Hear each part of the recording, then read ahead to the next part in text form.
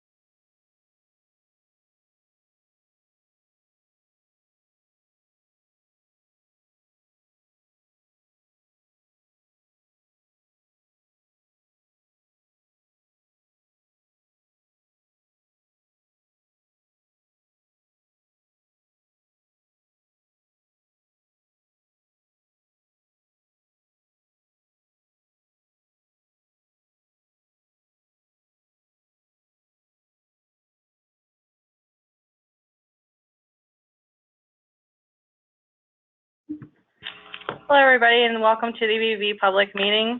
We're going to get started here. So thank you all again for joining. At this time, we're letting you all know that our phone lines are muted. Questions are captured via the chat feature.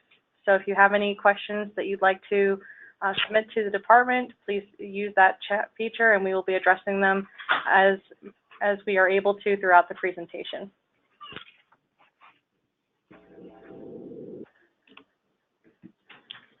So just to give everybody a background and level set, depending on how familiar you are with EVV, electronic visit verification is required to be implemented and utilized by all states according to the 21st Century Cures Act for Medicaid-funded personal care and home health care services that require an in-home visit.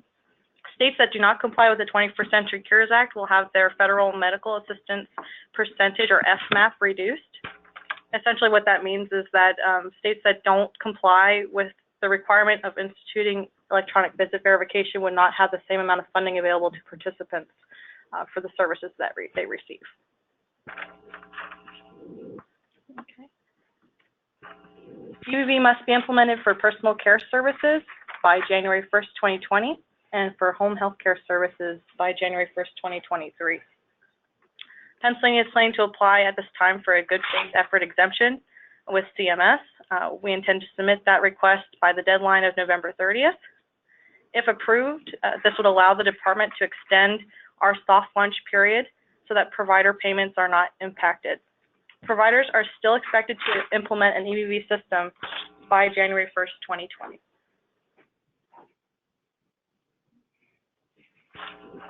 EVV compliance is still being discussed internally, and we will share updates in the future. We do want to talk about some recently issued CMS guidance regarding IVR technology clarification. So telephonic verification must include validation through GPS or a location system. The guidance indicates that cell phones are not acceptable for telephonic verification unless a location device code is included. Essentially what this means is that if you are using the DHS EVV system, you can only use the SendData Mobile Connect application to capture visits if you have a cell phone. The telephony option, TVV, is only available to landlines. If you're using an alternate EVV system, as long as your cell phones are associated or able to capture a location, that's the only way it could be utilized. So if it's done with the conjunction of, for example, an FPV device, that would still be allowable per the CMS guidance. There are no additional changes to DHS EVV implementation due to recent CMS guidance. As a reminder, the following services are how we are defining personal care services according to the Act. Under the Office of Developmental Programs, which includes agency and participant-directed services, the following waivers and their associated services are classified as personal care and subjected to EVV. So as you can see here, we have Consolidated Person Family Directed Supports Waiver, Community Living Waiver, IDA, or the Intellectual Disabilities Autism-Based Services, and the Adult Autism Waiver under the Office of Developmental Programs. Under both programs, respite and unlicensed settings only are subjected to EVV at this time. In addition, you can see that companion services under the leading waivers, in-home and community supports, as well as homemaker services are subjected to EVV. And the adult autism waiver also offers community supports, which is considered personal care. Under the Office of Long-Term Living, we have both, again, agency and persons-directed services. And the services that are subjected to EVV at this time are personal assisted services, participant-directed community supports, and respite, again, in unlicensed settings only.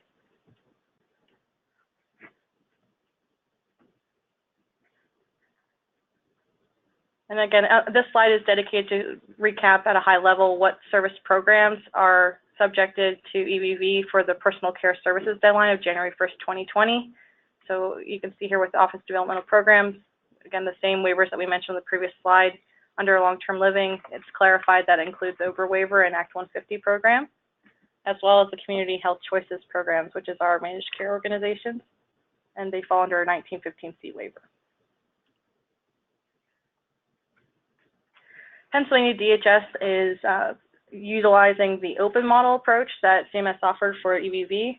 What that means is that we're not requiring providers to utilize a system that we developed, and they are allowed to utilize their own alternate EVV system as long as it's certified by our vendor and is able to submit electronic visit verification data for personal care visits to our aggregator. DHS is working with DXC and SanData to develop an EVV system that integrates with our current Medicaid Management Information System, which is PROMIS. Providers may use their own system, as I mentioned, and that system needs to be able to capture the 6 required cures data elements to meet compliance for CMS. In addition, you'll need to supply the data elements outlined in our technical specification addendums, which are needed for DHS purposes in order to get that information needed to the aggregator.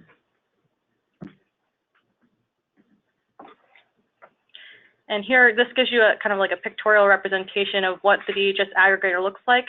It is a single source which is going to house all the data from any EVV system, whether that's the DHS EVV users, the managed care organization system, which is through HHA Exchange, alternate EVV systems utilized by our providers, as well as the EVV systems utilized by our fiscal employer agents.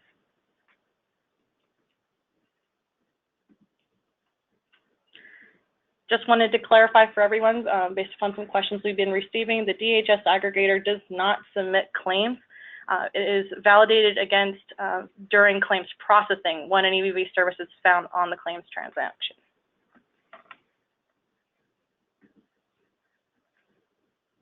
Fee-for-service providers interested in utilizing an alternate EVV system or that have questions specific to alternate EVV should be contacting the SanData alternate EVV support team to ensure the data interfaces will align before January 1st, 2020.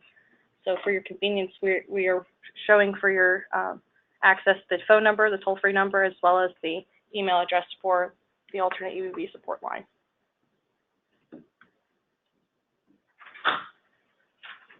Current community health choices providers, aging, attendant care, and independence waiver providers. Just to cover this, there are 3 community health choices managed care organizations, and they're all utilizing HHA Exchange for their electronic visit verification system. Providers using alternate EVV systems in community health choices will need to send their data to the managed care organizations. Providers should contact HHA Exchange at edisupport@hhaexchange.com to complete third-party system integration activities for community health choices. Any questions about HHA Exchange should be directed to the Community Health Choices managed care organizations.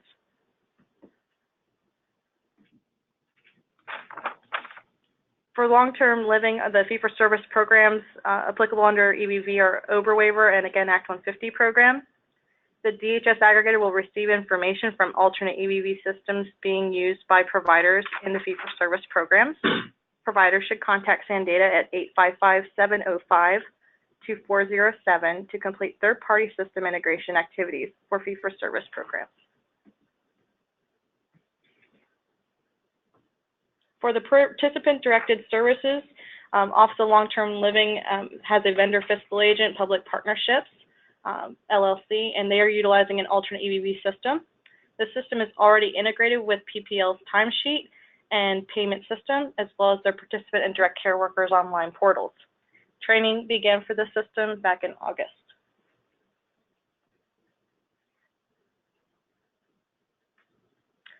Under the Office of Developmental Programs, we have fee-for-service providers subjected to EVV. Under the Consolidated Persons Family Directed Support Waiver, Community Living Waiver, IDA waiver, and the Adult Autism Waiver. DHS SANDATA's EVV system is already available for fee-for-service providers who do not have their own system.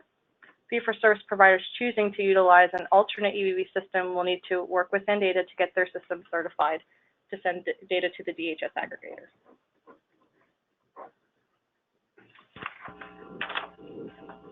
And the Office of Developmental Programs, Participant-Directed Services, PALCO, which is their vendor fiscal agent, will be utilizing an alternate EVV system as well, and updates will be provided as they're available in the future regarding that system.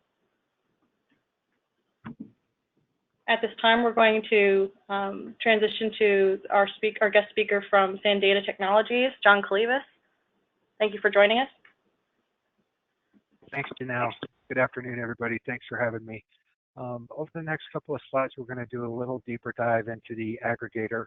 In particular, we'll talk about credentialing, who needs credentials and who does not need credentials, source of data as it comes into the system, and then for those using an alternate solution, what to expect from training and durations from an integration and support perspective. On the slide here, I wanted to start with just a high-level overview from an architecture perspective, and it's very high level. The PADHS provider solution, which is the SANDATA solution that Janelle alluded to or mentioned, that is available now for fee-for-service agencies that want to use that solution. That is in place.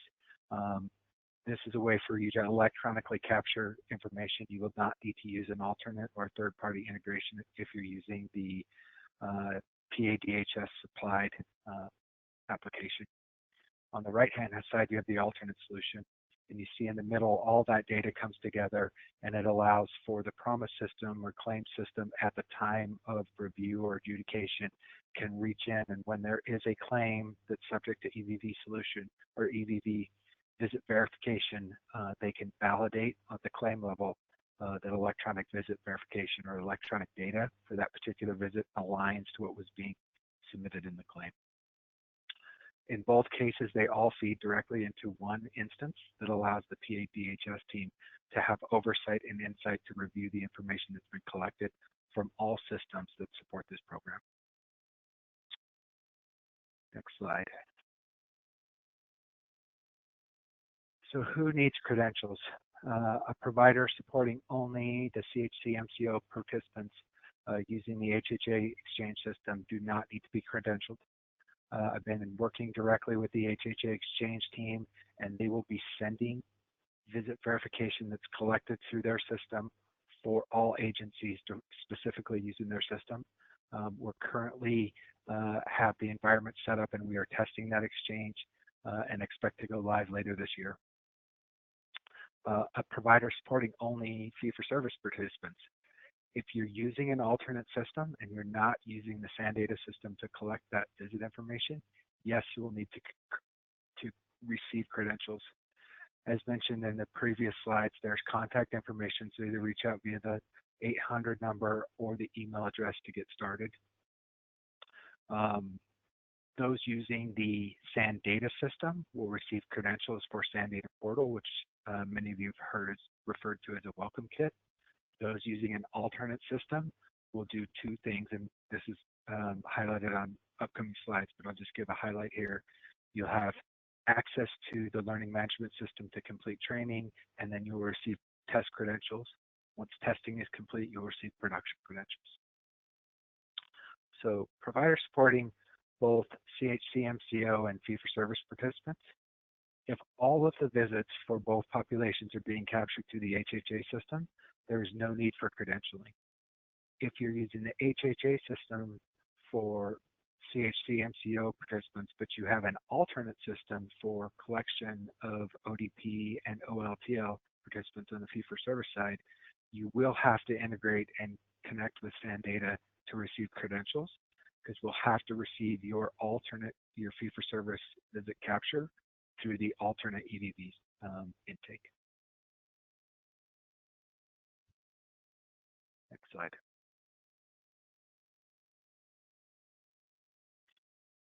So just to restate, CHC, MCO providers using HHA only, CHC providers, aging, attendant care, independent waiver providers, anyone that's exclusively using or managing membership as part of the CHC, MCO population, you are not required to go to aggregator training. There is no need to contact the SANdata support team, and there's no need to receive credentials. All of your information will flow directly from the HHA system into the aggregator. John, I apologize for the interruption. We're getting requests from our participants that you speak up. They're having some trouble hearing you. Sure. Thank you. Is that better? Is that better, Janelle? It sounds better on our end, yes. Thank you. Okay, absolutely. Apologize to everybody. I'll speak up a little bit and try to enunciate a little more clearly. So just going to stay on slide 19 for a moment. As mentioned, and just to restate, if you're exclusively managing CHC, MCO participants, and you're using the HHA exchange system only, there is no need to contact SANdata, there is no need for aggregator training, and there is no reason or no need to receive credentials. That will be all taken care of through a connection between the HHA exchange team and the SANdata team. Next slide, please. For those of you that do need, and we do have approximately 148 agencies that have requested credentials and are in some various states of testing with the SANdata team from an alternate intake perspective, but we wanted to put this flow or steps out here to review with the team. So initially, as we mentioned before, you need to reach out to the SANdata support line, either through the email address or the phone line. The provider will receive the alternate EVV system information for the solution that you're using. Provider that's requesting the certification process will be asked to take in alternate EVV training, which highlights and illustrates the functionality of SANdata's aggregator. Aggregator is a read-only system that allows you to view the information that was sent to the aggregator, specifically for your individual agency. At that point in time, and while you're completing the aggregator training, a testing environment will be created and test credentials will be provided to you. That will allow you to interact with the service that's accepting the data. SANdata will then be available to help conduct testing and assist with any issues or errors that you encounter along the way. So as you're conducting your tests or running your tests to ensure that everything's working correctly, the Tier 3 support team at SANdata will be able to help you analyze, make recommendations for changes, and ensure that everything is working correctly. Once testing is complete, we will identify a go-live date. The go-live date is often dependent on the vendor providing the solution and their availability. We recommend that you go live as quickly as possible after training, just so that it's familiar with everybody, and we start to, from a soft launch perspective, collect the information into the aggregator, and we have the ability to ensure that everything is working correctly before our mandatory use date. At that point in time, you also receive your production credentials. So we have a go-live date established, and then we get the production credentials, and we turn it on or enable it in a production state. At that point, the Tier 3 support team will verify and validate that everything is working correctly and that we're receiving live data into the aggregator. And then we'll publish a notification upon completion. Steps Yep, that's good. So from a test, nope, go to the next slide. So from a testing and a duration perspective, and I was going to mention this before we got to this slide, but this is a good segue. The system itself is available at all times. So once you have your test credentials, there's no need to rely or there's no need to coordinate with the SAN data team. You can just test as your vendor sees fit to send us the information, and then you can reach out if you do encounter errors. Also, if you want to have support as you're doing your testing, you can call the support line and they can coordinate the testing so that they can have somebody available to watch the systems as you're doing your testing. Either option is available at that time, but SAN data will assist with test results and verification as you move forward. One feature I'd like to point out is that is currently disabled in the test environment is participant matching. Participant matching is a lookup to the eligibility membership information that we receive from the PADHS solution that has been identified as members eligible to receive EVV mandatory services. In UAT or in your testing phase, that check for a member match will be turned off and invalid because we don't have systems that coordinate or match from a provider ID perspective. In production, however, if you send in a member record that would receive service in the field and we don't have a matching ID, that record will get rejected on the intake. It's one thing that we need to watch as we go forward, and one thing that the SAN data Tier 3 support team is aware of and will be managing as you move into production. From a duration perspective, it varies between a week and 4 weeks, depending on the amount of resources and the time that's dedicated to the solution. So those that are fairly tech savvy, they have a support team or staff that can actively manage and work through the testing solution. It can often go fairly quickly. Others, because we know there may be some limited resources, may take a little bit longer to complete that. But we recommend that you complete testing all the way through to ensure that you're sending data that is error-free and can be collected within the aggregator. As I mentioned on the last slide, once testing is complete, we encourage you to move into production as quickly as possible. This ensures that we don't lose any of the knowledge that we gained through training, and it allows us to ensure that we are on track and adherent to the CURES rules that have been published. As mentioned, the mandatory use date currently is 1/1/2020 as published. So quick note on the bottom of this slide. So if you're a provider, and this is a restate from a couple slides before, if you're using an alternate system, you potentially use an HHA exchange for the CHC population, and you're also collecting fee-for-service visits in an alternate solution, let us know so that we can help coordinate what needs to occur. So if you need to use the SAN data system for fee-for-service, alternate information goes to the MCOs. If you're using 2 alternate systems, just reach out to the SAN data alternate EVV support team. They can help guide you on what is required. We ask that you contact us no later than November 29th, so the end of this month, because that will allow us the month of December to help coordinate any testing activities that need to occur.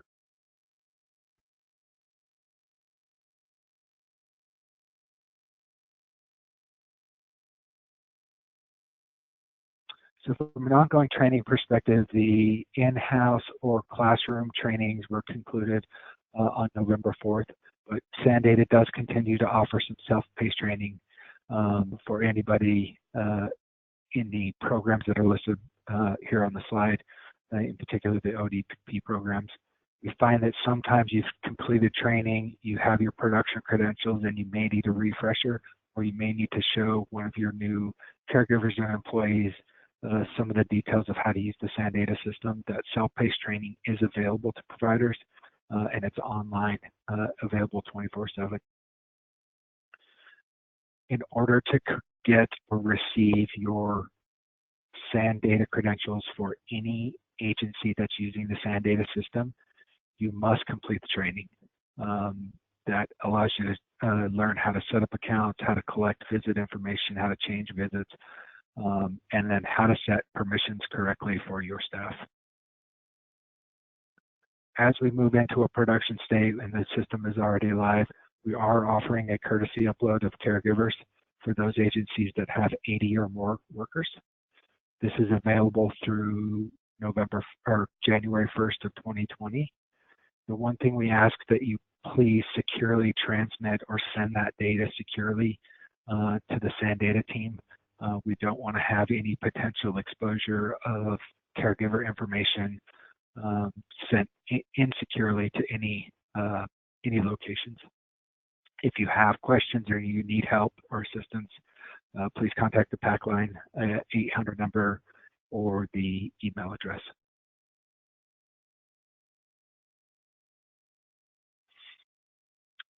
As mentioned before, the SANdata solution is only available for the fee-for-service providers. And I stated this as well, the webinar and classroom training has concluded. There were 343 provider agencies that completed training and they received welcome kits.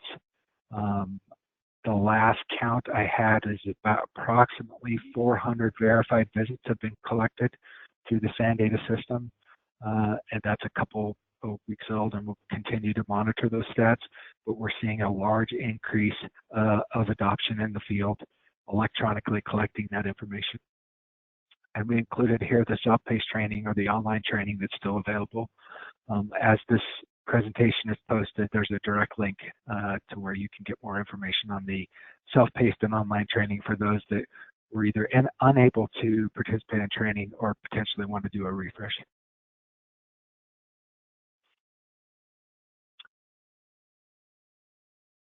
As you complete training, there's a couple of things that occur. So the welcome kit's delivered for those using the SANdata system. And again, the welcome kit includes some information about the system that's specific to that agency, including the admin or administrator username and password.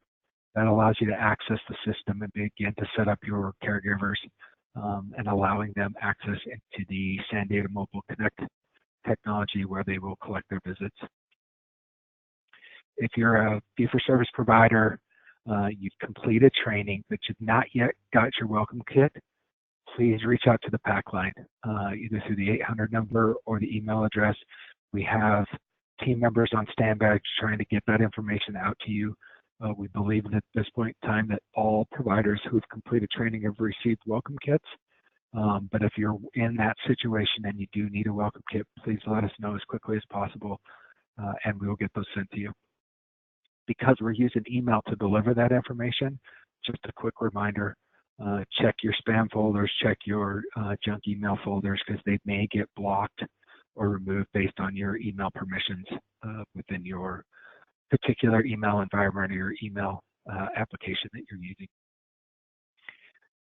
If your welcome kit is expired, so the links within the welcome kit do expire. So if you requested it, we sent it to you. Work happens, you had things that you needed to take care of for your individual business, please again reach out to the PAC line. We can get that reissued so that you can get your welcome kit and you can get access into the system.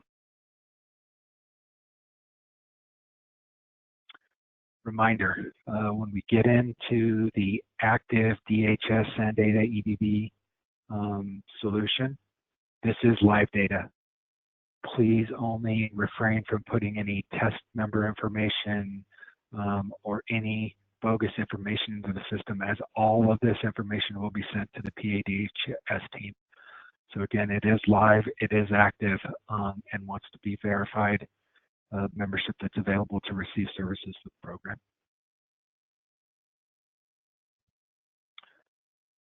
So for those groups that are using the SANdata systems, we just wanted to put in a few slides based on questions that we received either through the PAC line, through the email, websites, through various methods. We wanted to put in some helpful hints and some tips as you go through. So first one's on password. So as a user, how can I avoid a password lockout in SANdata Mobile Connect? Currently, Mobile Connect is set up to lock out a user after 3 failed attempts. And for a period of 15 minutes, the user is not able to retry or re-authenticate. The suggestion here is if it's failed a couple of times that you use the forgot password link to reset your password. We want to make passwords secure because we do have sensitive information and sensitive data that's being collected securely on Mobile Connect. But we do allow you to reset your password without engaging with the individual or your administrator in the office to reset your password. We'll talk about forgot password in a moment here. Next slide. This one's how do I reset my password? So along with the first one, before you time yourself out, how do I actually go about the functions of resetting my password? So users or caregivers in the field can do this directly. So they open Mobile Connect. You enter your username, which is the email address that was entered at time of setup. Click the forgot password link, and you'll be prompted to answer a few security questions. During your initial setup on Secure Mobile Connect, you were asked to answer 3 different security questions. Those will be presented back to you for answering. If they're answered all correctly, you'll be prompted to enter a new password, as well as confirm your new password. At that point, you'll be taken back to the login screen where you can enter your login ID, which is your email address, and the new password that you just selected, and you'll be enabled to go in. So before lockouts and or if you've forgotten any of your information, again, please use the forgot password link within the Mobile Connect application to reset your passwords.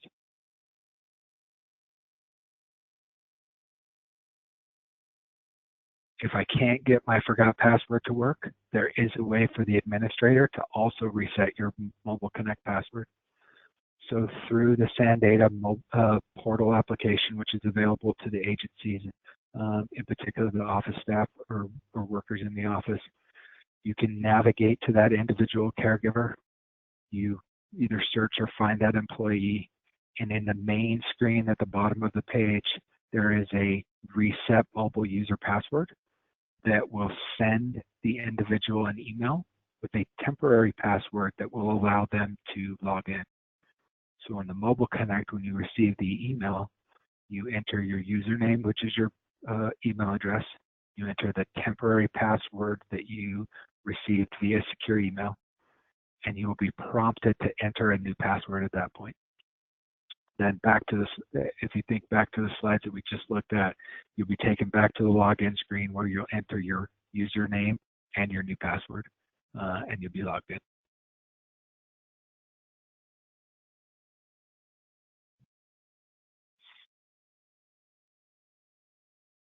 So another topic that we've been getting some questions about is participant pending status. So all participants were added into the SANdata system as pending. This was due to authorization information that was dated back into 2018. And we didn't want to assume that members that were associated with a particular agency through authorizations either in 2018 or 2019 were still actively receiving services. So what we're asking agencies to do is take your participants and make them active. And we use a couple of steps to make them active. But before then, what we like to look at is making participants active that are actively or currently receiving services through your agency. So in order to do that, you navigate through the client menu link on the administrative portal. You locate the participant record himself. You can search by name, you can see all. And once you find that client record, you can click on the pencil, which will bring up the details of that client record. You'll navigate to the program tab for that particular client record. And then you'll do a series of steps. First, you will change the status to active. You will update the field called SOC date, which is start of care. The start of care can align to either the diagnosis, primary diagnosis date, and or the prior authorization date. It just needs to be a date where you're going to begin to capture visits. So if the visit information will be captured for this particular visit on 11/8, which is today's date, you can make start of care 11/8, and then any visits captured from today forward would be active and eligible to become verified. So once you've changed the active status and the start of care date, you can click the Save and Close button. And as I mentioned, we have a note in the bottom. So only participants that you're actively providing service for should be made active within the SAN data system.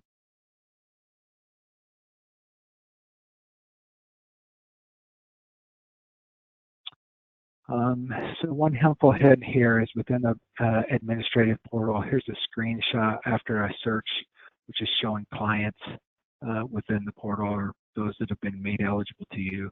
You can see the programs, the ODP and the OLTL, but you see the status of pending.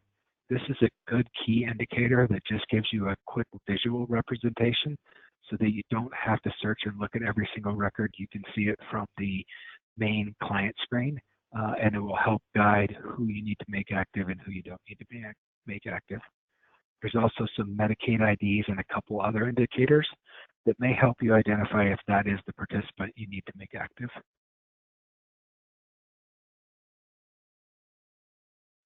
And then we added this screen, so this aligns to a couple, the flow that I mentioned on slide 29.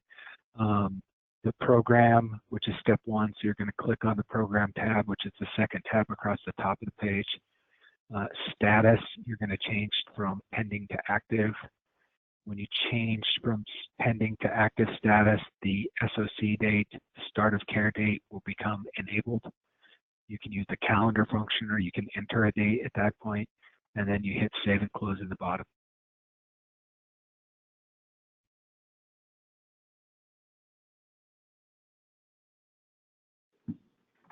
All right, thank you, John, for the presentation. We've gotten several questions since we started. We will be addressing them shortly. We're almost at the end of the presentation, and we'll open up for addressing those questions that have come in. Please continue to send them as you think of. We do have some directed for SAN data. Yep, absolutely. Happy to answer. Okay. For EVV implementation, providers will need to train their staff and provide assistance to employees having difficulty using electronic visit verification. Providers will need to review their remittance devices as well that they receive from PA/DHS to monitor claims to identify any issues that may need to be addressed.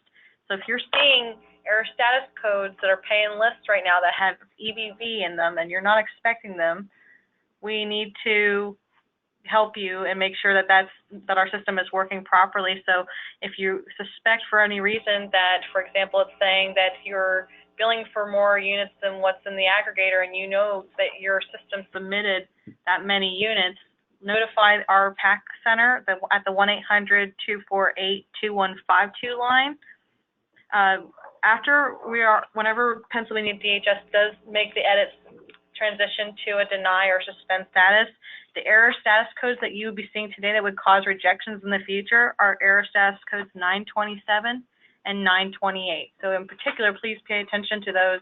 If you're receiving them and you're not expecting them based upon what data you've submitted to our aggregator or you captured using the DHS EVV system, please call the PAC line for further support.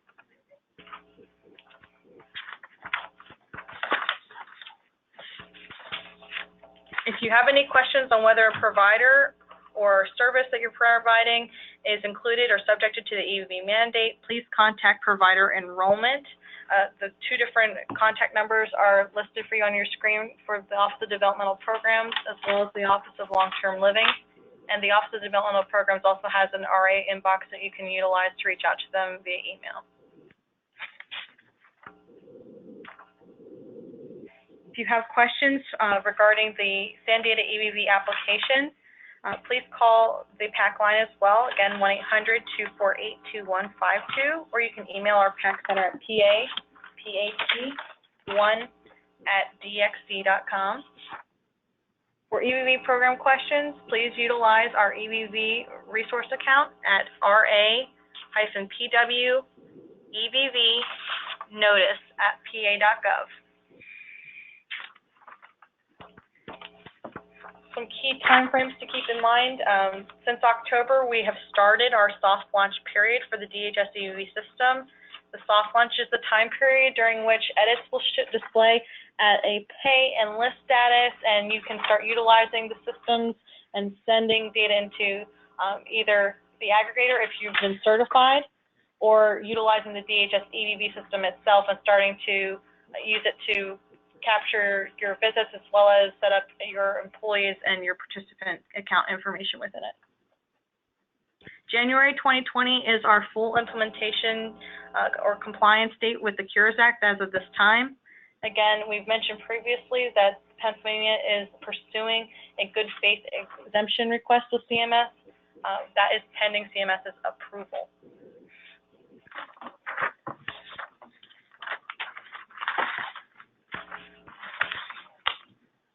We do have future opportunities to again participate in EVV public meetings. Our next one will be scheduled for December 18th, 2019, also from 1 to 3 o'clock. So you can register in advance if you'd like to participate on our EVV website. This date may be subject to change potentially. If there is a conflict, we will be notifying all stakeholders through listservs and on the EVV website.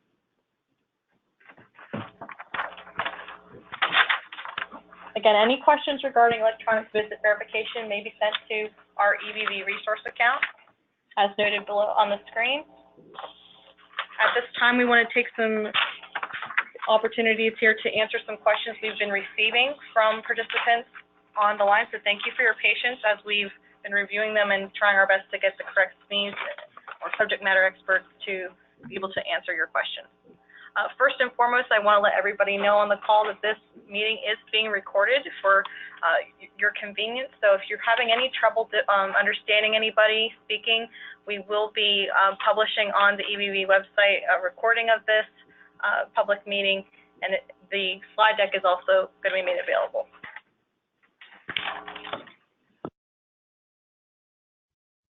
Okay, so we're going to start answering questions as we receive them. And I just want to do a couple overarching things to address a few questions. So we've received several questions and concerns related to specific technical difficulties people may be having with using the SAN data system.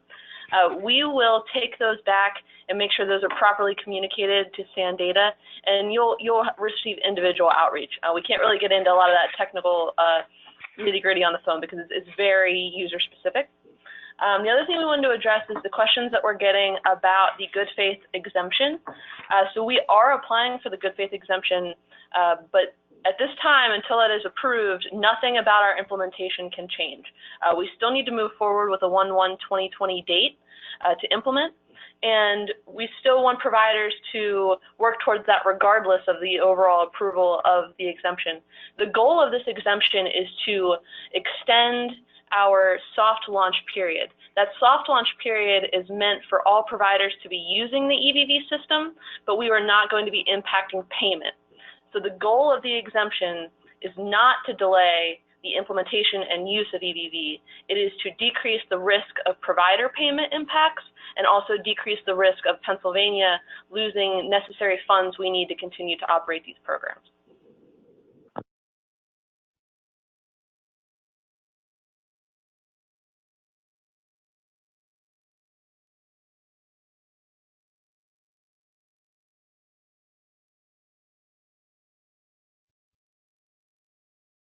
So there was a question about how providers can access the self-paced training from SAN data. The link to access the self-paced training was circulated through listserv communications, and it is also posted on the DHS EVV website.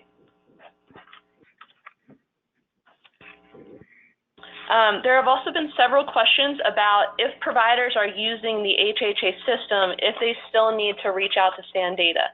And this really depends on how you're using the HHA system. If you are using the HHA system as part of community health choices with the managed care organizations, and you no longer have any participants in fee-for-service programs, either in the OBRA and Act 150 program and OLTL, or in ODP waivers, then you do not need to contact SAN data. If you are using HHA either separate from the MCOs, you contracted with them as your own EVV vendor, or you are using HHA with the MCOs, but also including your fee-for-service members in the system, then you will need to reach out to SANDATA.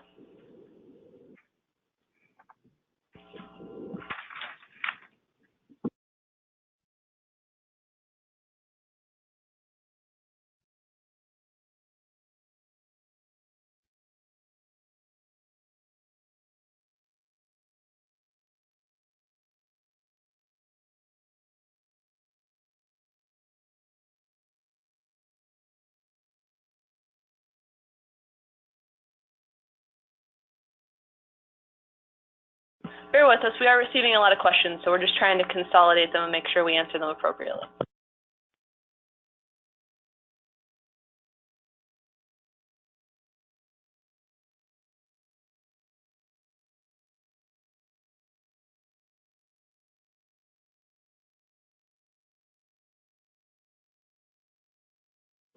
Okay, so there's a question here regarding an agency who has one fee-for-service client left outside of the Community Health Choices program.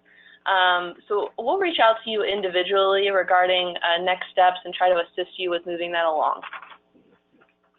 We also had a question here regarding if a caregiver is taking a client or participant to the doctor's office and they need to clock out while they're still at the doctor's office, what type of device can they use to do that? So in that particular circumstance, one of the devices available is the app. So ideally in this situation, a smartphone or tablet enabled to operate an app through Wi-Fi or another type of data service would be your best option to clock out. You could also explore some type of telephonic system, but generally speaking, you would need to use the app in this circumstance. If you do not have the app available, you could make a manual entry whenever you had a computer available, or your agency could make that manual entry on your behalf, but that should never be the primary method of entering a clock in or clock out. That should be on an exception basis only when no other device is available.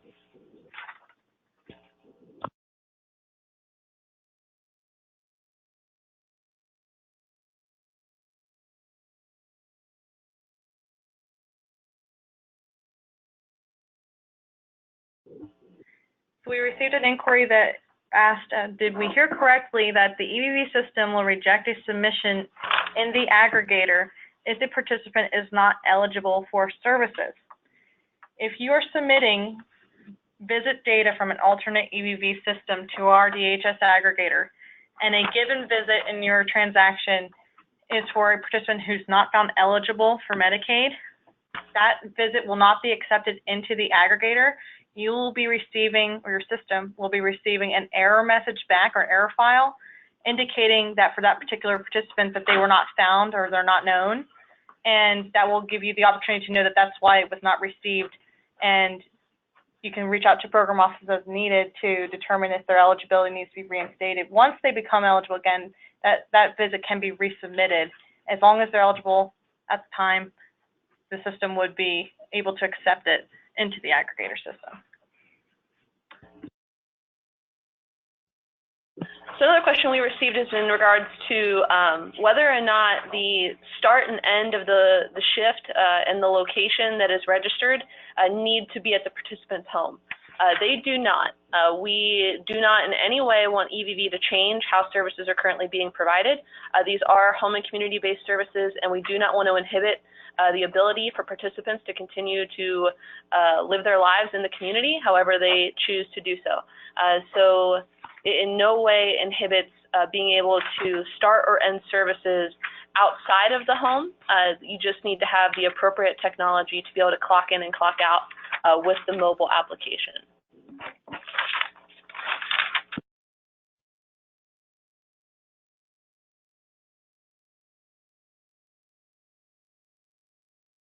Oh, sorry. So another question here is in regards to HHA exchange and the requirement that has been communicated for the full Social Security number. I know we've received a couple questions about this in the past, and HHA did provide a clarification that Although their field has 9 digits for the Social Security number, they are only requiring a minimum of the last 5 of the Social Security number to meet the state expectations for that identifier at this time. So even though there are 9 digits expected in the field, you can use leading zeros and only provide the last 5 digits of the Social Security number. Another question here is requesting to clarify the difference between personal care services and home health care services. And I can speak to the Office of Long-Term Living portion of that, and then we'll have Office of Developmental Programs speak to how their services are different. But in the Office of Long-Term Living, personal care services are personal assistance services, respite, and participant-directed services. They are non-skilled, unlicensed services. Our home health services, which we will have to implement EVV for home health care in 2023, but we are not focusing on that at this time. Our home health services would include home health aid services, skilled nursing, and things like occupational and physical therapy. ODP, I don't know, do you guys have any clarification on the difference between your services when it comes to home health and personal care? We haven't defined those yet for home health for 2023.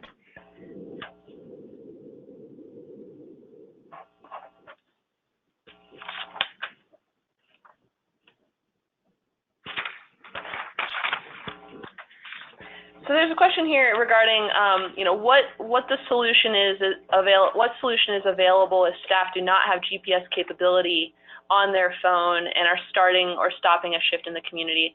And because we are operating under an open vendor system, the solutions for that really vary fairly widely. So it's really up to each agency to develop a process to make sure that their employees are able to clock in and clock out when needed while being able to complete their services. I have a question that's directed towards Sandata. John, perhaps you can help with this. The individual asking is saying that the add/update privilege is only available in the security admin role, and they're thinking that this needs to be something that they can give to their coordinators and assistant coordinators. They said that they have more than 500 participants to make active. How best can they address that in the EVV system, the DHS EVV system? So, Janelle, if I heard correctly, they were looking to expand the update role from a security perspective to allow more than one person to make edits to client records. Is that correct? Yeah, they're stating that the add/update privilege is only available under security admin, and they're hoping that the coordinators and assistant coordinators could be able to help out with updating those records because they have more than 500 participants to make active. Yep. So have them call into the support line, and they will help you navigate how to make that security change. And yes, it is possible.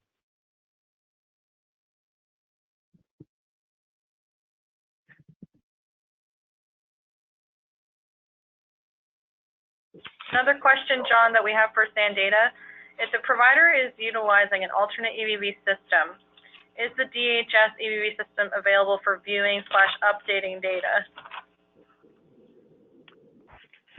Updating data, no. If you would like to pursue access into the Sandata aggregator, we can work with those individual agencies that would like to see a read-only view of the information that was submitted via the Alt EVV interface in a consolidated view. You would reach out to the Sandata support team to get those credentials.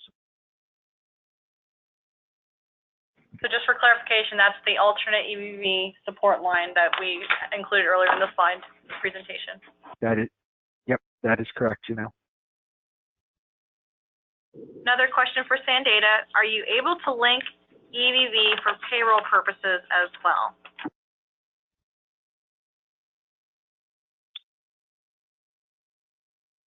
We are not. So we currently, based on the solution that's been provided, we do not link to external payroll systems. Just to clarify, clarify, John, we believe on our side that there is the ability for their data to be exported, which can then be perhaps consumed by another system for their purposes, correct? They could, right? So you can use reporting capabilities to create flat files that may be consumed by an outside payroll vendor, but it's not something that is automated within the solution.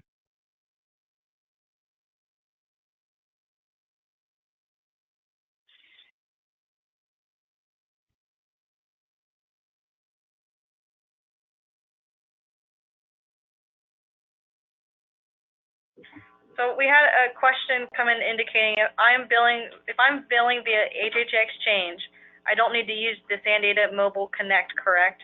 I've already trained my employees to download HHA Exchange mobile app. Is that appropriate? Again, this depends upon what kind of systems you're using. If you're exclusively using HHA Exchange, the SanData Mobile Connect application is for the DHS EVV users, so then you would not need to utilize it. If you're a provider, however, that is both managed care and fee-for-service, and for your fee-for-service participants, you don't have your own EVV system, you may need to utilize the DHS EVV system to be compliant. And in doing so, you may have to send data to HHA as well as utilize the visit capture modalities offered by SanData. Killer.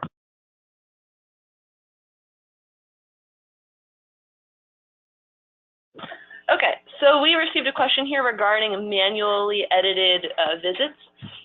So there are times, and we absolutely anticipate, especially in the beginning of using EVV, that staff may forget to clock in or forget to clock out, or you know, for whatever reason, there's going to be times when a visit needs to be edited. And this question is asking, you know, will that be considered compliant and be payable? And yes. So you can manually edit visits when necessary. We discourage it when possible. We want to see clean EVV visits, but we understand that we are all human and those changes are going to have to be made sometimes. We, however, are required by CMS to establish thresholds for our expectation of the percentage of visits that are manually edited by a provider. So we will be releasing a bulletin in the future that provides guidance on the acceptable percentage that we would like to see for manually edited visits. We have not established those at this time, but that guidance will be forthcoming.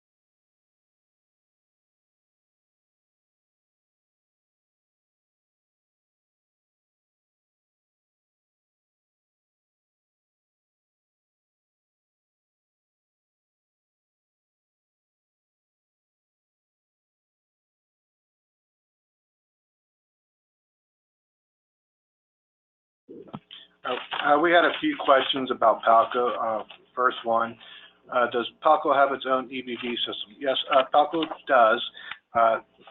Authenticare, First Data. So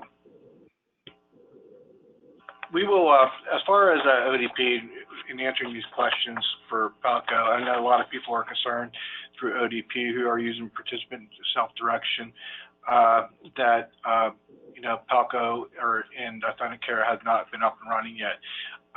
The delay is mostly with ODP, I shouldn't say only with ODP, is we still need to get an agreement signed to work with PALCO and for them to use the Authenticare system.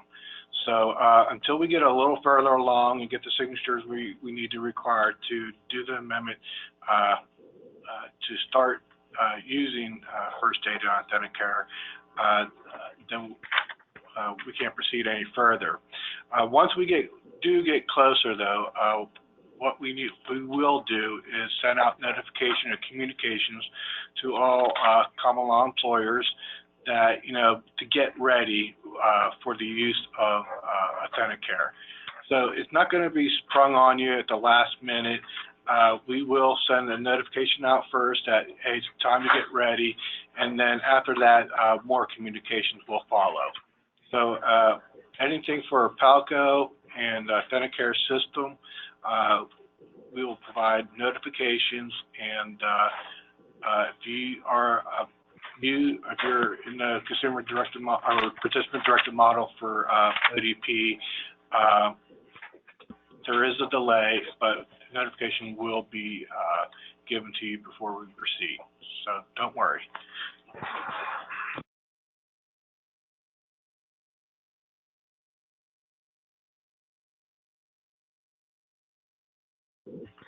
John, we have another question. I believe that's directed towards SANDATA.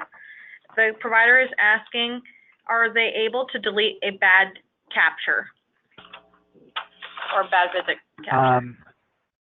Yeah, so the solution itself does not allow for what would be considered a hard delete, but the record itself can be marked or placed into an omitted state, which means it is not valid, it was not valid for capture, and it will not be provided to any external system. So it would be kind of a soft delete notation in that space, but you would mark that record again as omitted in the system.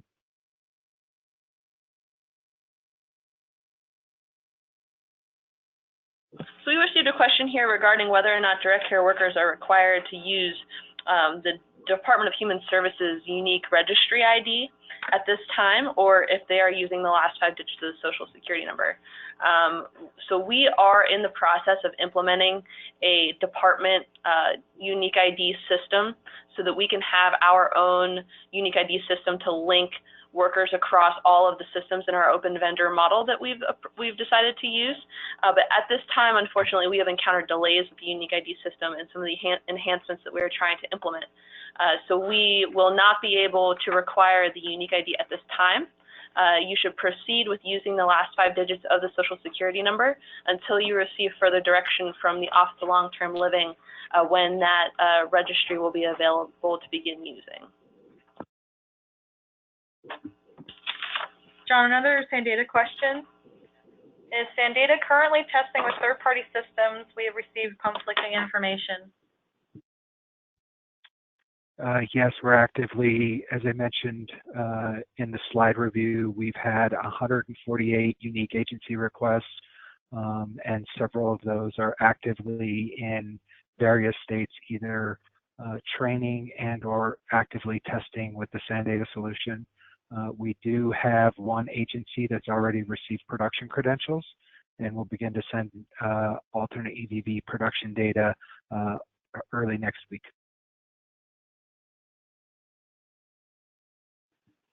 The following question, I think, is geared toward this DHS EVV system. It says, how does an individual maintain privacy with the app needing to allow for full GPS? So utilizing the DHS EVV system, the GPS enablement for the SANDATA Mobile Connect app is just utilized at the time of check-in and check-out. It's not continually needed to be on in the middle of the visit, just at the time of clock in and clock out. We also received a question here regarding if someone is using HHA, how they integrate with Promise for participants who are going to be enrolled in, the Act 150 program or another fee-for-service program. So you'll need to work with HHA on some of the process on how this will be sent, especially if you're in CHC. They will typically, if you're sending EVV data through HHA for both fee-for-service and managed care, the goal is that will all be sent to SANDATA from HHA. But for your fee-for-service clients, you will need to use Promise to bill. when any system, whether it's HHA or any other alternate EVV system, sends data to the DHS system, it is sent to the aggregator, and that aggregator is integrated with the PROMIS system. So as long as your data is being sent to the aggregator, you should be able to bill through PROMIS and have those matching visits present.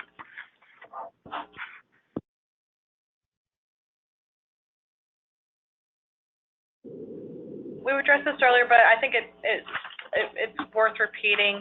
We've had multiple inquiries come in asking if the PowerPoint presentation will be available after the meeting. Yes, it will. If you are in need of the contact numbers and emails within it, it will be made accessible on the EVV website.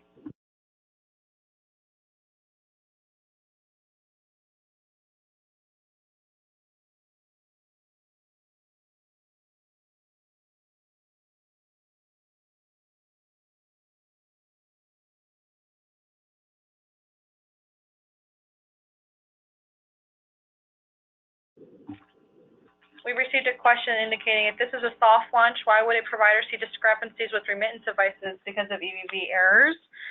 Again, the soft launch period is a time period for providers to start utilizing the system, and during that window, we're also making edits turned on in a pay and list status only. So they would not affect payments or the adjudication of the claim. They're informational only, and for the intent and purpose for you to know that when the EVV edits are fully enabled, they would cause potentially a rejection. Again, those edits are 927 and 928 that would cause denials. So what we're asking providers to do is, if you're in the Office of Developmental Programs at this time and participate with those programs, you'll start seeing already EVV edits pay and list status only on your remittance devices. Just please review them and make sure that they make sense based upon what data you would have already submitted for EVV visits.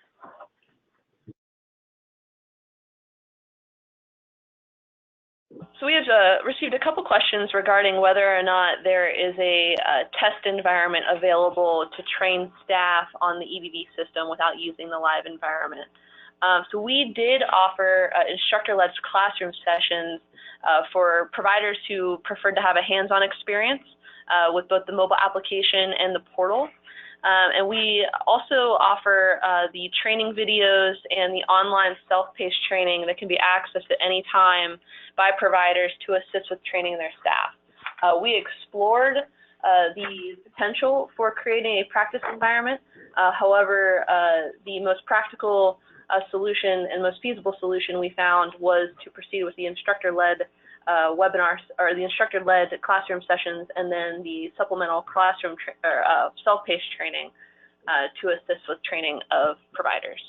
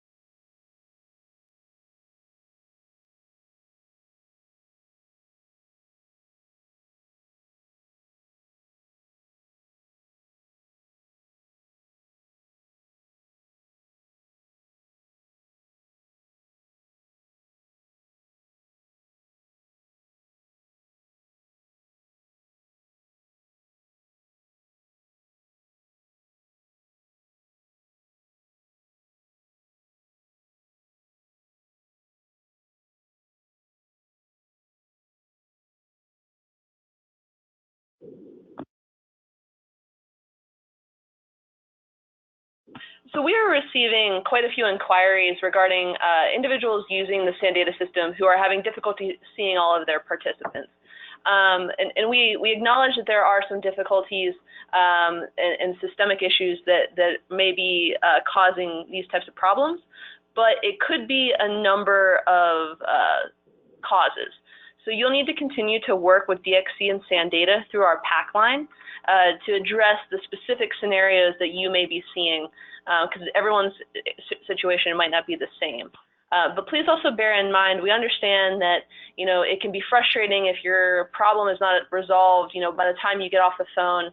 But, as we are releasing this system, we have identified some different changes that need to be made to improve the system. And there are multiple releases happening throughout the weeks.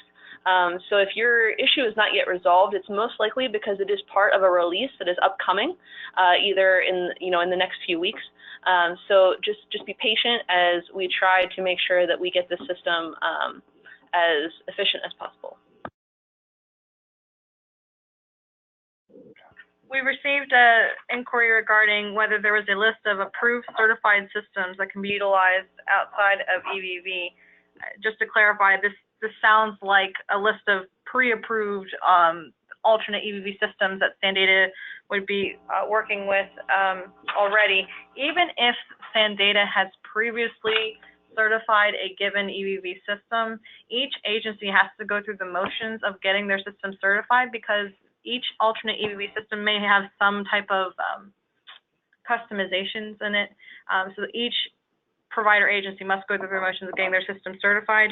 Please note, though, if a given EVV system you're utilizing has previously gone through the certification process with SanData, your time period to get certified may be shortened.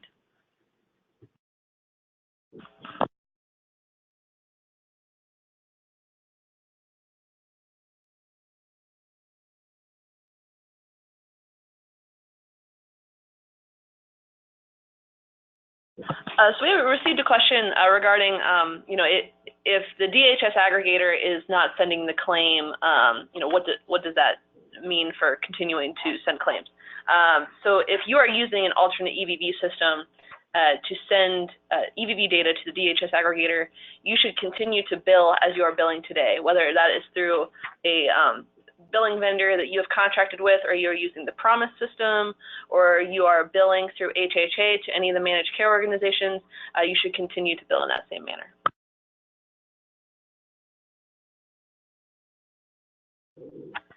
We've had inquiries come in regarding eligibility and authorizations and whether or not lack of either type of data element would not allow a clock-in. I want to clarify that you can, for the DHS EVV system, if you're utilizing that, although a service may not be authorized or the participant may not be found eligible, you can still actually enter the visit, capture it via SanData Mobile Connect or telephony. It's just on the back end, that visit's going to have some visit exceptions that need to be resolved within your agency. It's going to indicate that the member may be unknown or is not eligible at the time of the service or is missing an authorization. It does not prevent clock-in or clock-out, however.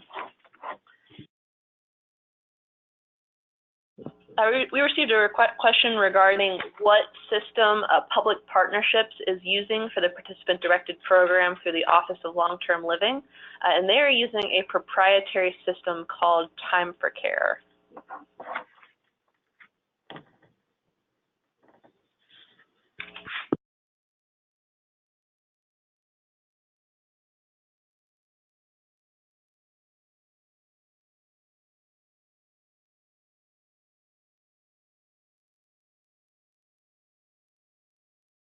There's another question here regarding a provider who is working with HHA Exchange as an EDI provider. So they're an alternate EVV provider working to integrate with the HHA Exchange system.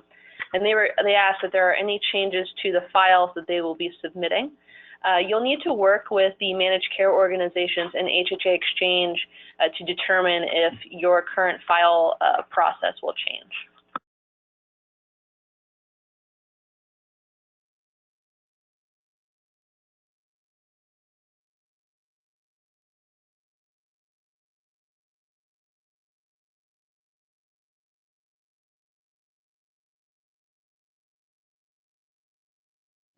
John, we have another question for SanData. This is more of a technical question. Unknown visit. Each time I get to the section where I should tap complete visit, I do not get the option to add tasks or an alternate location. Since I've been testing the EVV SanData system, I'm not at the client's home or place where they would normally receive services. Can you tell me if I'm doing something incorrectly, or should I be doing something differently?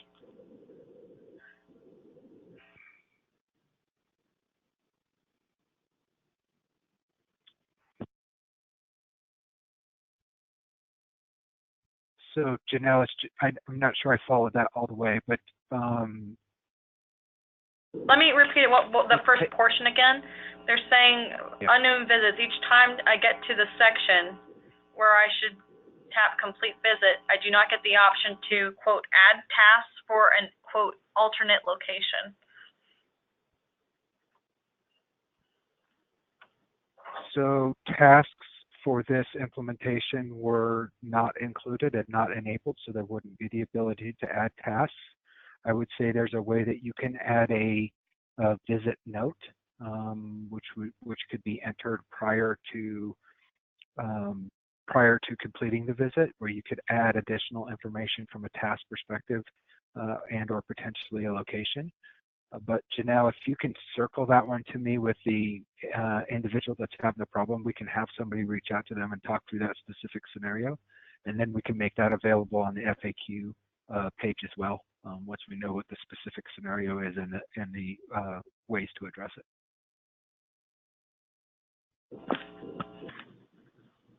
We received a question regarding whether or not the Department of Human Services will consider an exemption for providers who are small businesses. Unfortunately, we are required to follow this as part of a federal mandate, and there has been no federal guidance issued by CMS that would allow for any type of small business exemption. So at this time, all providers will need to implement EVV.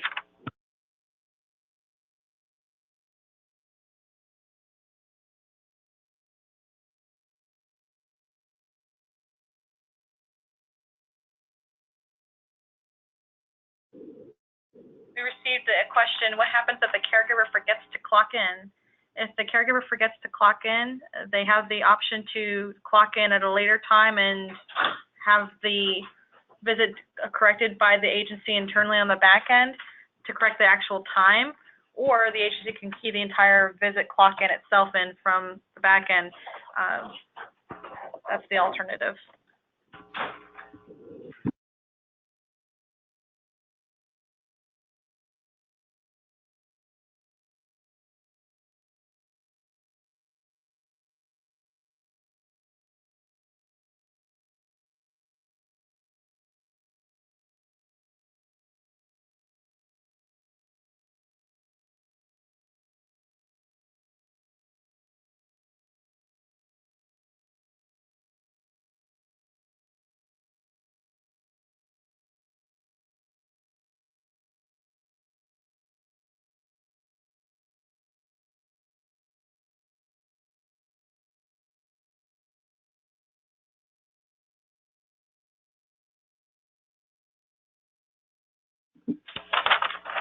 If the good faith exemption is accepted, have you determined how long the soft launch will be extended into the next year yet?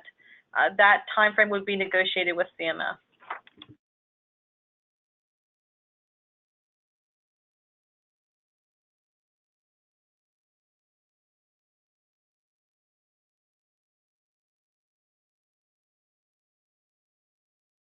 Then data, another question, John. If a client not found error occurs because of eligibility issues, will that be seen in the aggregator or only in the API file back to the vendor submitting the alt EVV record? It will only be found in the returned error file from an alt EVV perspective. As we mentioned before, if we do an eligibility check and the record is not found, the data will not be loaded into aggregator and returned back for correction.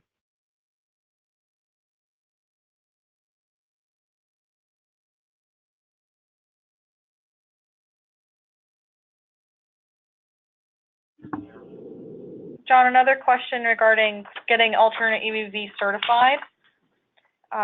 Can you please advise how we can verify from the SAN data side what the status is of our current alt EVV vendor integration status? Is there an escalation process? So from an escalation perspective, we're actually adding a few more individuals to support the team because we have a large intake or a large rush from an alt EVV perspective of agencies wanting to complete testing. In order to get your status, if you could please call back in or email into the support line with the information or the contact information that was provided in the slides.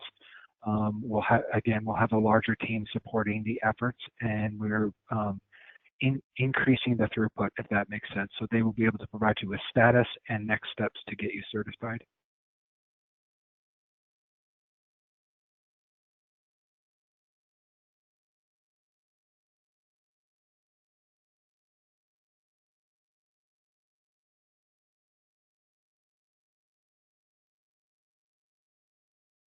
Another question for Sandata. Can you clarify that the SOC date needs changed to the beginning authorization date? So start of care is just the time frame for which you began delivering services to that individual. So, and the start of authorization is just a recommendation. So often we've seen agencies use primary diagnosis as the start of care date. We've seen current year's authorization as a start date. It could be as early as today as a default date. We just like to align it with some sort of information on when you begin to provide care to that individual.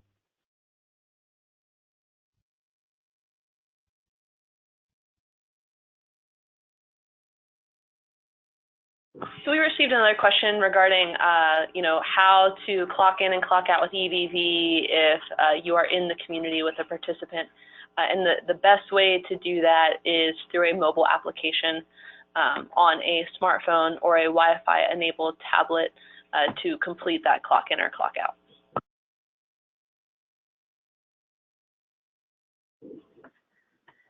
Hey, we have a question. Will respite day camp still need to use EVV? And the answer is no. I think the clarification we got from CMS, the 2 times ago, I believe, back in May, when we evaluated that, we made a decision to remove respite camp from being subject to EVV.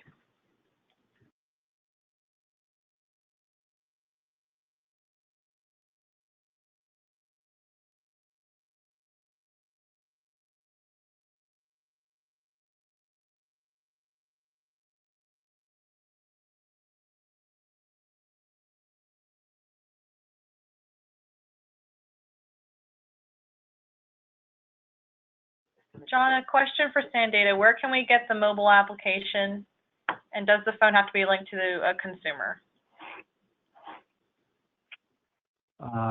So the mobile application is available through either the Apple or Android store, as well as the downloadable through the Apple store for those Apple users.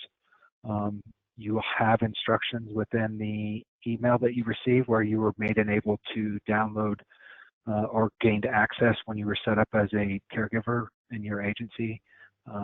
They will provide instructions on how to download that, but it's publicly available to download onto your phone. What makes it registered to a particular caregiver is your unique username and password combination. So that will be set by each individual as they gain access into the Mobile Connect application.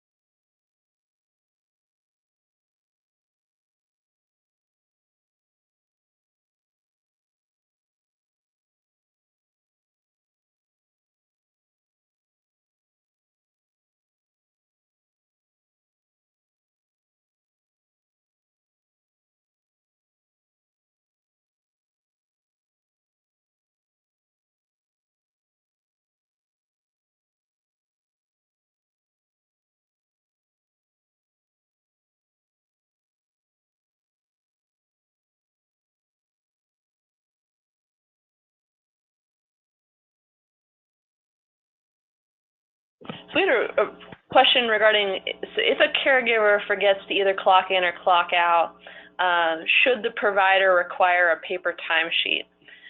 So every provider should come up with some internal process and how you see fit to document those types of scenarios. We're not going to dictate the details on how you document the need for manual exceptions or any types of changes because a visit is missing, but you should have an internal process to have documentation accompanying those scenarios.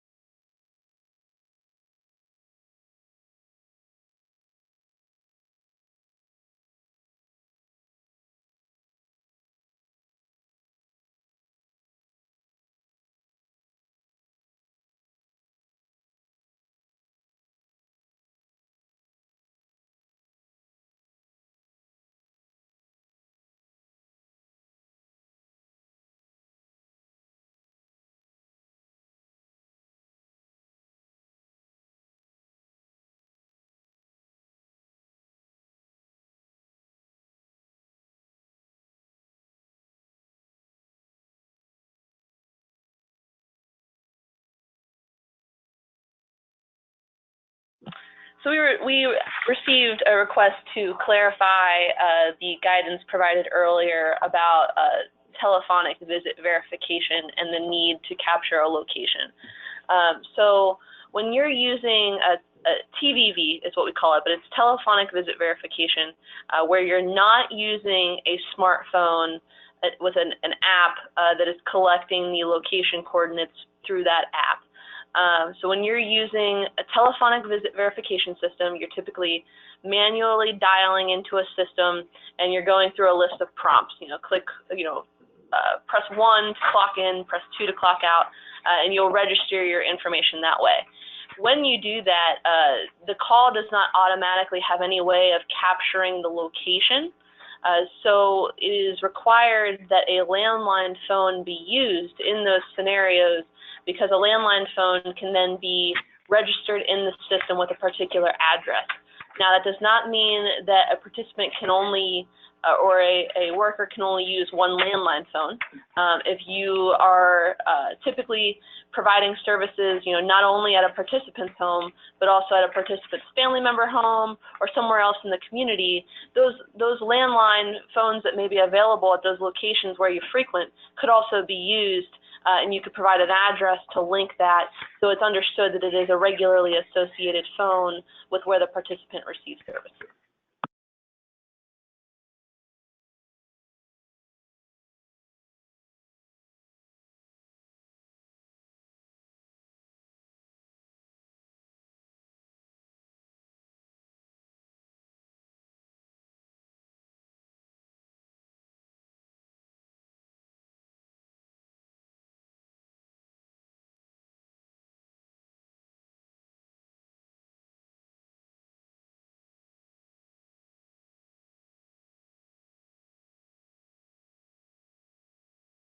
Donna, question for SANdata. How do providers set up longitude and latitude for various locations in the community?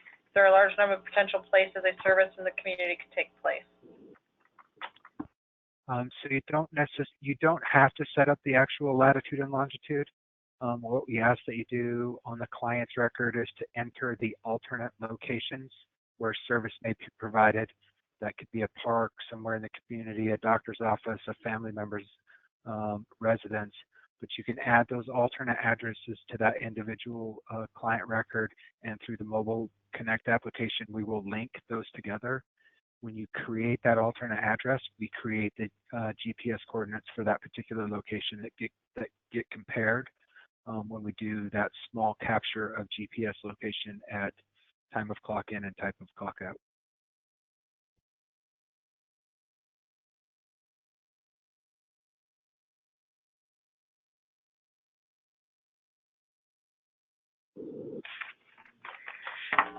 We have a question. Families that are providing services for their children on community living waiver, are they required to participate in EVV? As long as the service that is being received or rendered is one of the four for the community living waiver, there's 4 services that apply to that waiver, and they were listed in the slide deck, and they are also on the DHS website. They are companion and home and community supports, unlicensed respite, and what is homemaker? Homemaker. So regardless if it's children or not children, it is the services that dictate, the services and the service program that dictates EVV, whether or not you're subject to EVV. Well done. John, a question for SanData. When you download the SanData Mobile Connect app, do you have to grant full access to your phone's data? You do not. You can allow it to only capture the specific location during use. All other times it can be turned off.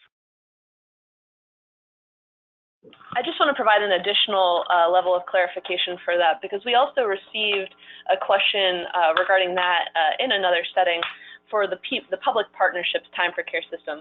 And there was some concern based on the auto-generated message. Whenever you go to the App Store and you download an app, typically there's kind of a default message saying this app may access your location, contacts, or kind of the general things that apps tend to default and access. And one of the things that we worked through that was really interesting with that is that is just the default message on the store. For the public partnership system and for most EVV systems, they are not accessing your contacts and other things in your phone. It's specifically an app that is going to request the enablement of location services to clock in and clock out. So I just wanted to clarify that there should not be any alarm regarding privacy when you see that auto-generated message when you download an app in an app store. So that's just a general message. We've also had the question, if you're using Promise for billing and you bill on a weekly basis and you plan on making EVV updates on a more frequent basis, is there a delay that may upset this process? The answer is no. The EVV data in the aggregator and then looking at Promise, I mean, that is all real-time updates, so that should not affect you. In regards to the GPS location, and if there's any specific radius that would prevent a worker from clocking in or out if they were outside of that radius, there is not. We have attempted to make the location requirements as flexible as we can while remaining in compliance so that we can learn more about the GPS system and location going forward. So we have set a perimeter of a 1/4 mile for the DHS system, and that 1/4 mile is around any address added to the system that is associated with the participant. And you can add multiple addresses to the system. I don't think there's a limit there. So that 1/4 mile radius is what is going to identify and register with a particular address you have added into the system. You can always add an address in later, and if you are outside of the perimeter or you are at a location that is not registered with the system, you can add a note just stating something of that nature, but it will not prevent you from providing services.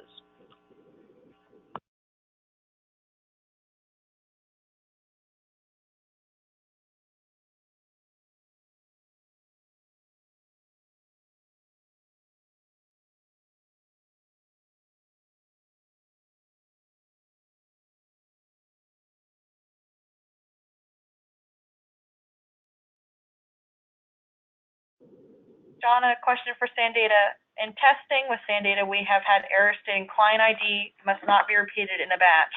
Does this mean that we cannot send multiple visit files in a batch for the same participant? You can, but you only need to send the participant record a single time. So you send the participant single, and then all associated visits can be in one batch that's transmitted. So you don't need to repeat the client information again, but you could repeat multiple visits within that single web service call.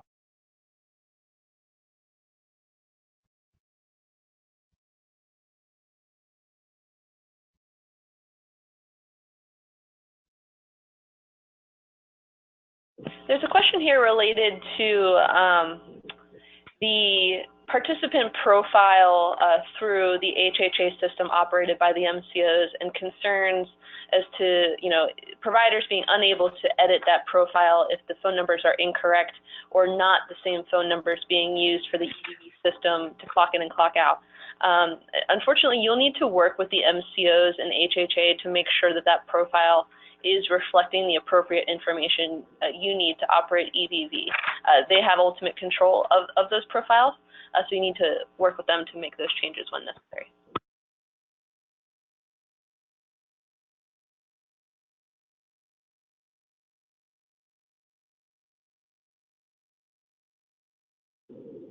John, a question for SAN data. Do employees that are caregivers also need to be entered into the security tab for access to the system?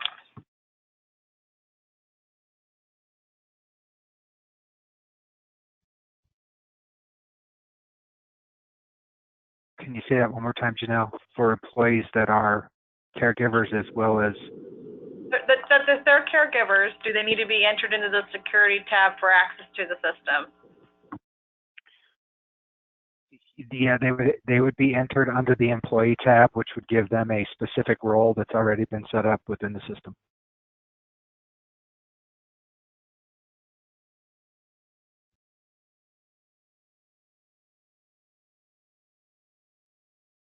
Another question, John. Testing credentials. Providers are explaining that they expire within 2 weeks. They're asking why they have a 2-week expiration or if it can be extended. So they can be extended, and we're working on that now. The default is we didn't want credentials for a particular agency left open indefinitely, so that we could focus on getting you through the credentialing process and into production as quickly as possible. If your credentials did expire, please call into the SAN Data EVV support line, and they can reset your credentials. We're also going to work to extend them all for a 4-week period of time instead of a 2-week period of time. Again, from a security perspective, we don't want to leave credentials enabled for an infinite amount of time, so we are going to set a timeline around those. But we will work with you to extend those as needed. I'm sorry to bombard you, John. I have another one for SAN Data. Providers are seeing a lag time of a couple days when using the scheduling to the employee's mobile device showing the scheduled visits. Is this typical or is this being updated?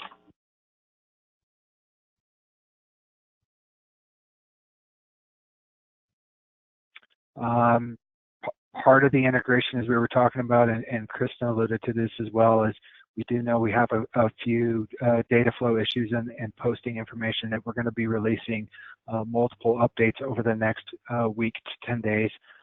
So you'll see that performance start to improve in the coming days.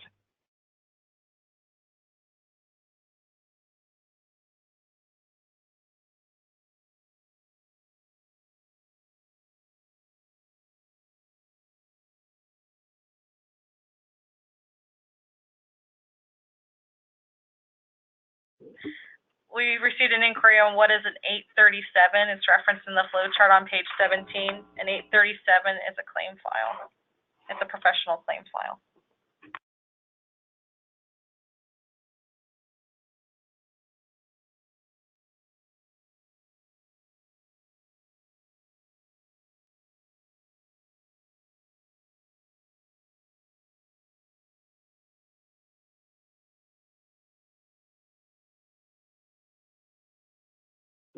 We received a question as to whether a worker can clock in via a landline and clock out via the app or vice versa. And yes, you can mix technologies when needed, if the preferred method is one or the other, but there are circumstances where, for whatever reason, one form of technology is not available. You can intermix those during a shift.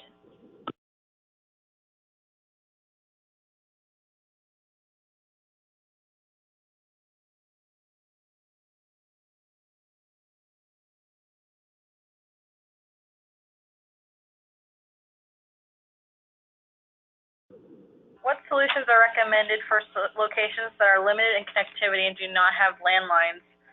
If you're utilizing the SAN Data Mobile Connect application because you're using the DHS EVV system, then you can capture the visit on using the application, and when your phone gets back into cell connectivity, that information would go to the aggregator or into the system essentially. It can be captured even if it's offline.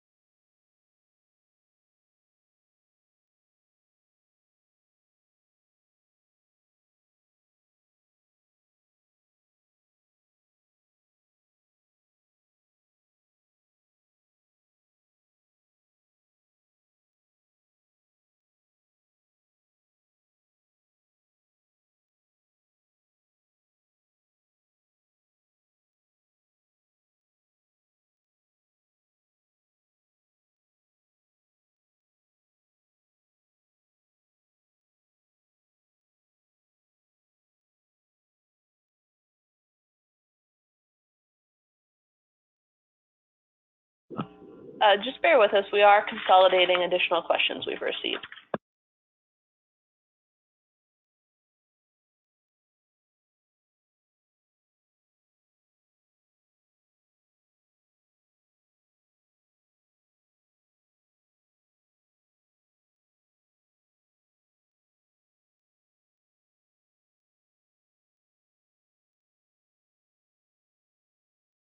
We've received the question that can clients' mobile phones, not landlines, be used to clock in and out? If your mobile phone is able to use the San Diego Mobile Connect application, as long as the client allows permission of their phone to be utilized for the clock in and the clock out, that is permissible.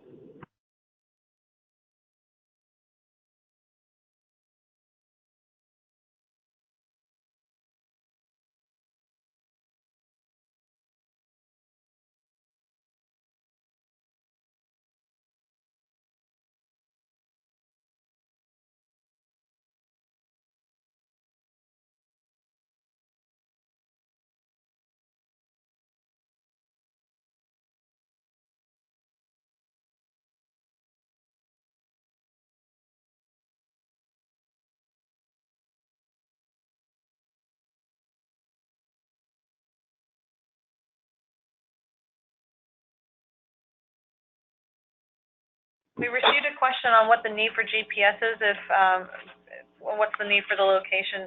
Again, it's one of the 6 required cures data elements, so we need to know where the service was rendered. The GPS only needs to be enabled at the time of clock in and clock out as stated previously. If the caregiver so chose and the agency allows, they could technically turn off their location on their phone in the middle, as long as they turn it back on during clock out.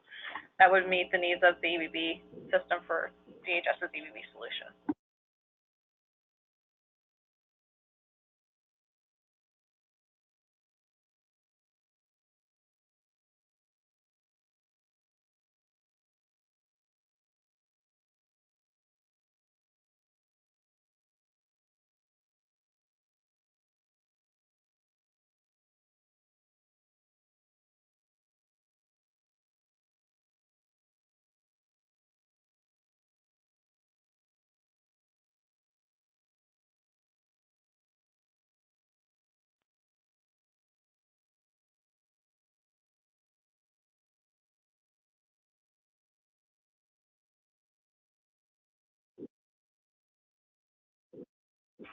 So we received a question, what happens if a caregiver clocks in on time, but clocks out 30 minutes after the scheduled clock out time, or 30 minutes after, or 30 minutes exceeding the client's approved hours? The agency is asking if they can manually edit it or just bill as is. So this is a fairly complex question. So a couple things. If your worker forgot to clock out and clocked out 30 minutes later and they were no longer providing services, you can manually edit that so that you are billing the appropriate services provided. However, if your worker had to work an additional 30 minutes, you either need to work with your service or supports coordinator to talk through why there was a necessity for additional authorized hours, if you feel that you should be able to bill for those hours, but you cannot manually adjust that time the worker worked and not pay the worker for that time. EVV does not, just because you can manually edit EVV shifts does not mean that workers are not due their compensation under the Fair Labor Standards Act.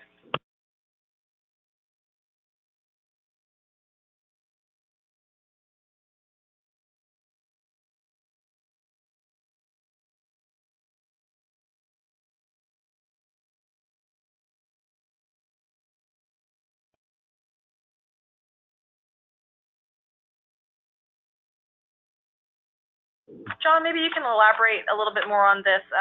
Providers are curious if they're in an area with no cell coverage, how the app is capable of capturing the correct location, especially if they have to drive several miles away before they would regain signal. Yeah, so GPS coordinates on most of the new mobile phones does not rely on your cell signal or your cell transmission. It actually uses satellite receivers to know GPS location of where the phone is at the particular time of N. And that's the service that we utilize on the smartphone to collect location. So again, we don't use or don't rely on having an internet connection or cell phone data connectivity to capture location. We use the location indicator, which reads satellites to capture GPS location.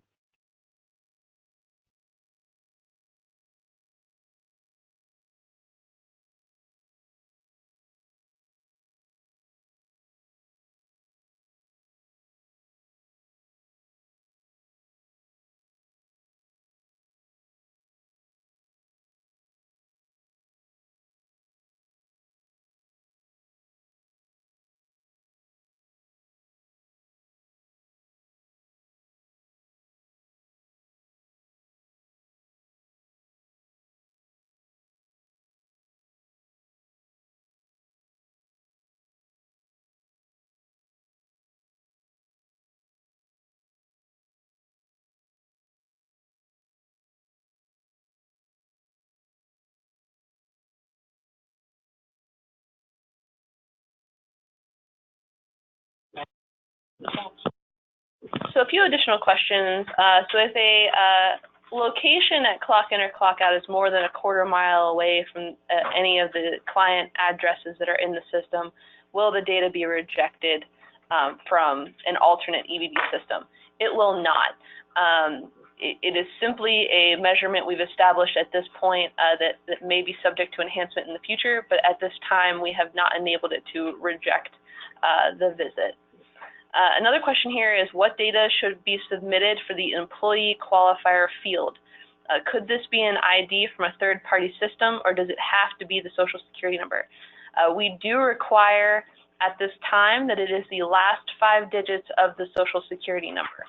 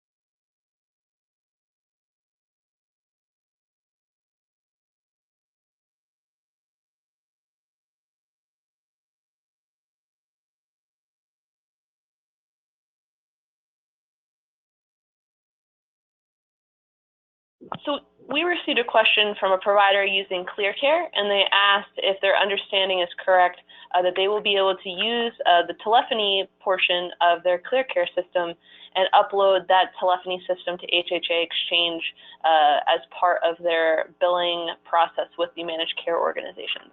That is correct. It sounds like you have at least mostly completed the process to integrate with HHA, and that is where your data should be going. You can use telephony or any type of mobile application, and you will not need to reach out to SAN data.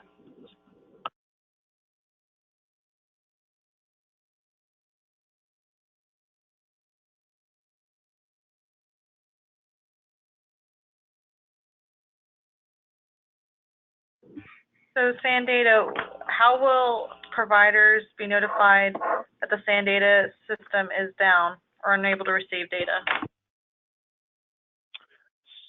So we're working on that process currently from an uptime and downtime notifications.